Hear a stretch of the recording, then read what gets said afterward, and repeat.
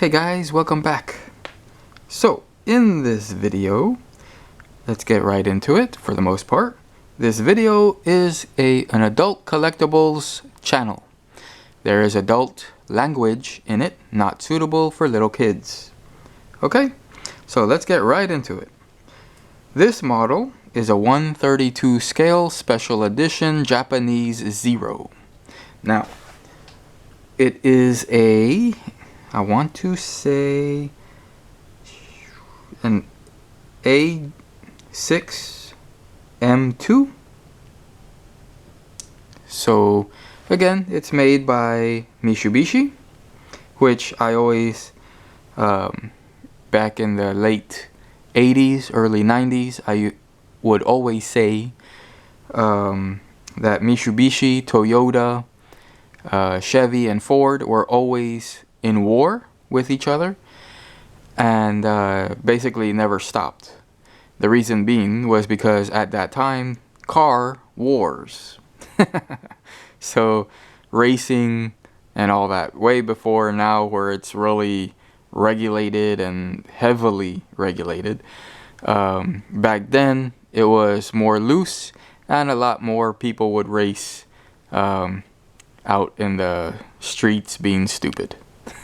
Okay, but anyway, for the most part, this is again a 1/32 scale Mitsubishi Zero, short. It's nicknamed Zero by the the United States servicemen that were out and encountering these planes to fight for the most part. Now, this particular model here, again, just like the other two videos before this one, this was in rough condition when I bought it.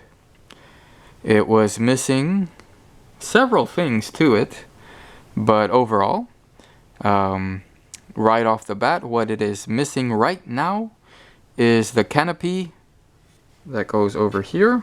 It's missing that, and it's missing the propeller cone that goes right here, as well as the gas canister or the gas tank that goes underneath the plane. Now, from what you see here is a different paint than all the other one because it was missing this.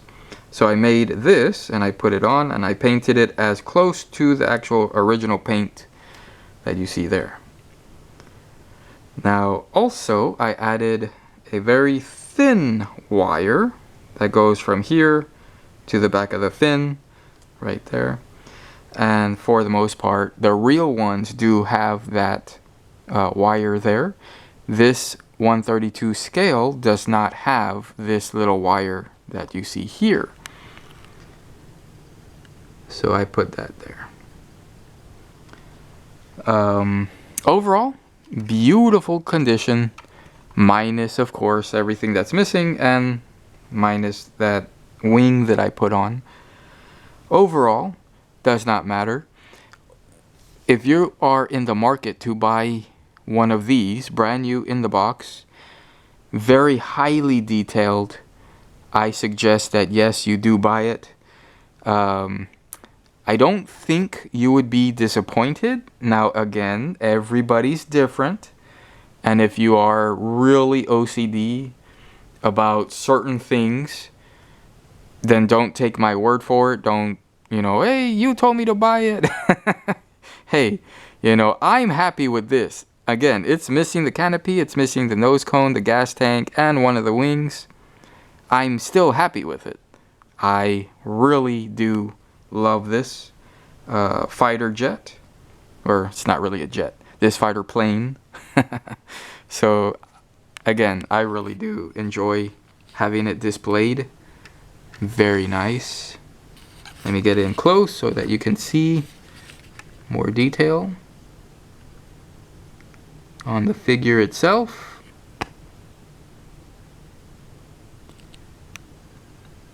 There's the machine guns right there. They are 7.7 Jap.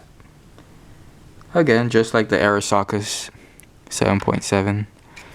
Let's look at it like this. Beautiful. I absolutely love it. I do have this one displayed as like on the ground like this with the landing gear and all that. I don't have it hanging. I don't have it looking like it's flying or anything. Let's look at the bottom. So the landing gear is all there. So let's try and leave it like this so that I can show you that it does fold back in. Close that. Then we do it on this side. Fold that. And close this. I'm not going to close it all the way because again I'm going to open it anyway. Let's move it this way. Let me see, hold on. Let me put Stuart, the M5 Stuart right there. So give it a little bit stability versus just that holding the whole plane up. Okay, so then we have the back wheel. We're gonna pop that down just like this. And again, beautiful condition. Again, it is missing the gas tanks and maybe a bomb or two from the little opening there. And then let's look at the 21st Century Toys logo. And that one is dated at 2005. If you can probably see that. And then you have your landing gear for the, how do you call it? The when it's going to land on the aircraft carrier. I forgot what you call it, but it has that. Let's put that back up and let's pull down the landing gear once again.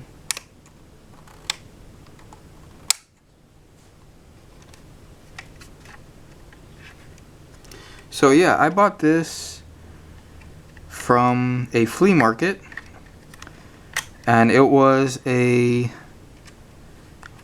would assume a storage locker that somebody won, and there was a whole bunch of aircrafts, models, mainly model kits. There was this one and another, I want to say a P-51 Mustang. But the Mustang was in really bad condition, like boxes fell on it basically. And this one was the only one that nobody wanted to buy. Well, this one and again the Mustang, but me being me, you know me with the katanas, World War II, I had to buy the Japanese Zero. I don't think, I could be wrong, but I don't think the 21st Century Toys made the Japanese tank.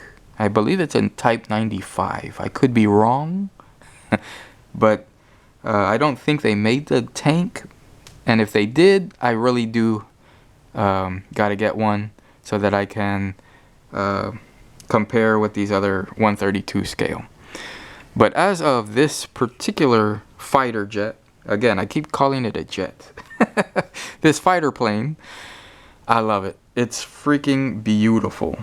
I really do enjoy having this in my collection.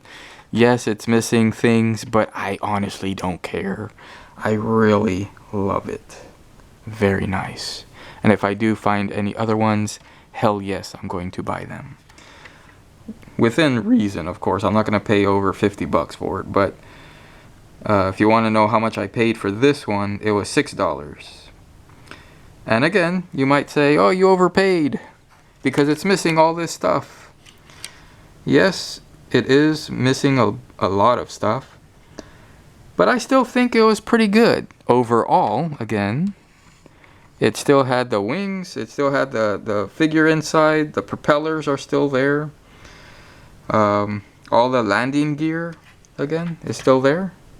Very nice. The paint doesn't look roughed up or scratched off, anything like this. It's a very nice model overall again. So yes, I did add these little things to the wings as they should be on there. And I think that's about it, about everything I've done to this model. Let's do a size comparison overall. So let's put this one here, and let's get a, I guess we can start with a Stuart, and we'll just put it where the very tip of the back of the zero is. So we'll line it up right there. And there you go. Yep. Okay. Let's do the same thing with the Hellcat. Not a chieftain.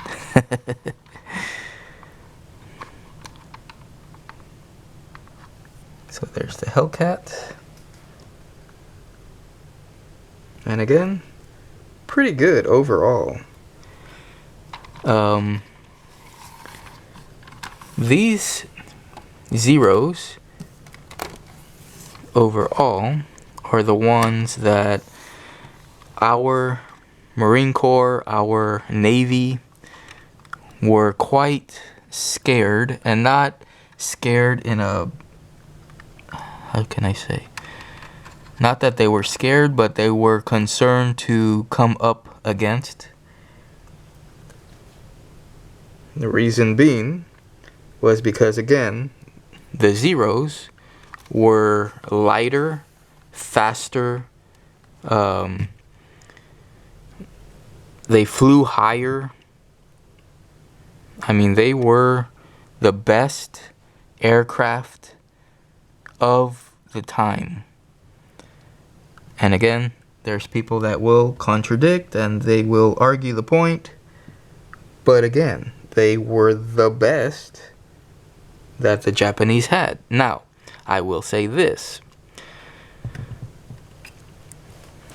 Everybody, again, at the time, the Navy and the Marines that would come across zeros, they were scared of them because, again, they would fly faster, higher, and they had the 7.7, which, again, we had different ammunition. But either way, what made these so terrifying were that, again, I just said it, they flew faster, they flew higher. Now, towards the end of the war, we understood why. We captured, as in when I say we, American military captured Japanese Zero, not in mint condition, but pretty goddamn close to it. It was captured, it was sent home, and it was studied. And they found that the Zeros had no armor protection. That's why they were so damn light. That's why they were so damn fast. That's why they flew higher. Okay, so with that being said, all the pilots that went on the Japanese Zeros had special little foot pegs that were built in to the cockpit here. I know that's here, but this area had little metal or steel or maybe aluminum flanges that would stick out. You would step on that and then step on this and then go inside here. Okay? So for the most part, yes, they were extremely thin, very lightweight, very fast. They would fly very high. But once the other, man, I forgot the names of them. The Wildcats? I forgot the name of the planes that outflew the Zeros. Those were the new and improved fighters, and those were heavily armored. They were, I believe, supercharged, and yes, they outperformed the Japanese Zeros, not by much, but still they went higher, and then they just sent these to the sea graves, the ocean graves, sorry. So yeah, but for the few, I'm gonna say since 1941, when Pearl Harbor happened, all the way till 1944, 1945, right before the end of the war, these were kings of the sky, at least in the Pacific. And then America finally caught up, learned about it, and took them all down. But for the longest time, yeah, they were kings of the sky. I love them. They are beautiful. They are awesome. This particular model, I don't care that it's missing so many things. I really enjoy having it in my collection. I just absolutely love it. It's beautiful. And yes, I did know that they did make this particular fighter. Every time I went to the store, the only ones that they had were German fighters. I'm not really into German fighters. I love their tanks. But I was really looking for this one. I could not find it. I finally found it at the flea market not too long ago. And here's your video. So that's about it, guys. I really hope you enjoyed this video. I talk way too much, but again, there's just so much stuff to talk about with these models. Alright, guys. Talk to you later. Bye.